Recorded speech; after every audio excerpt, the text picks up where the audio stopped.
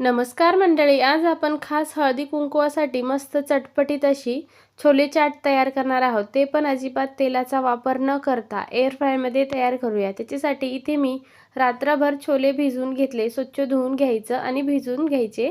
त्याच्यानंतर एक मोठा बटाटा ठेवायचा, भरपूर पाणी घालायचं आणि कुकरला साधारण 3 ते 4 शिट्यात मऊसूत असे आपले छोले तयार होतात। बघा, एक तुम्हाला दाबून दाखवते किती मऊ झालेला आहे। आता मॅशरने मॅश करून घ्या किंवा चॉपरमध्ये चॉप करून घेतलं हे तरी देखील चालेल। एक बटाटा घेतलाय, तो सुद्धा घालून घेऊया आणि मस्त कुरकुरीत होण्यासाठी इथे मी 1 वाटी पोहे घेतलेले आहे। तुम्ही डाळीचं पीठ देखील वापरू शकता। त्याच्यानंतर 1 वाटी हिरवी कोथिंबीर घालून घ्यायची। गरजेनुसार सगळे लाल तिखट, धना पावडर, चवीपुरतं मीठ, सगळ्या मसाले घालून घ्यायचे। 1 चमचा जिरे घालायचे आणि पोटाला बाधू नये याच्यासाठी 1 चमचा ओवा सुद्धा घालायचा, म्हणजे डायजेशन व्यवस्थित होतात हे बटाटे आणि छोले। त्याच्यानंतर हव्या त्या आकारात तुम्ही टिक्की तयार करून घेऊ शकता। हवं असल्यास वरनं थोडीशी तीळ घातली तरी चालेल, म्हणजे अजून पौष्टिक होतील। त्याच्यानंतर एअर फ्राय घ्यायचं। एअर फ्रायला पूर्णपणे तेलाने ग्रीस करून घेतलं।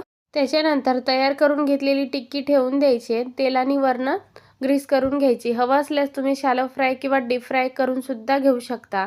आता एअर फ्रायमध्ये 15 ते 20 मिनिटं 180 ते 200 डिग्रीवरती अलटून पलटून हे आपल्याला मस्त कुरकुरीत होईपर्यंत फ्राय करून घ्यायचं आहे।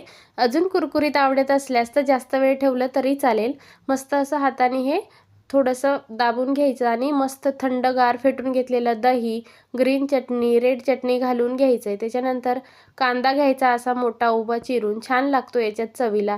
त्याच्यानंतर डाळिंबाच्या बिया घालायचं असल्यास शेव घालायची बारीक। त्याच्यानंतर परत दही, ग्रीन चटणी, रेड चटणी आणि मस्त अशी चाट तयार होते। तुम्ही सुद्धा संक्रांतीच्या हळदी कुंकू पार्टीसाठी घरी नक्की बनवून बघा, नक्कीच आवडेल सगळ्यांना।